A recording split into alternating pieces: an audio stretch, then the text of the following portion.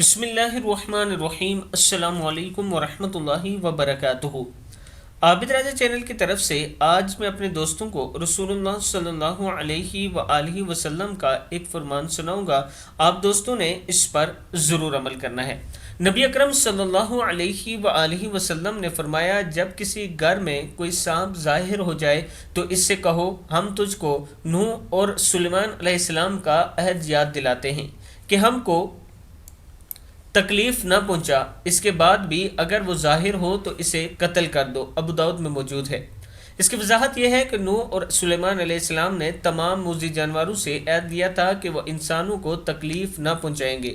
جو شخص کسی سانپ کو دیکھے تو اسے 3 بار کہے کہ یہاں سے چلا جا ورنہ میں تجھے مار دوں گا۔ اگر وہ اس کے بعد بھی نظر آئے تو اسے مار ڈالے۔ وضاحت: جن سانپ کی شکل اختیار کر سکتا ہے۔ مسلم کی حدیث ہے۔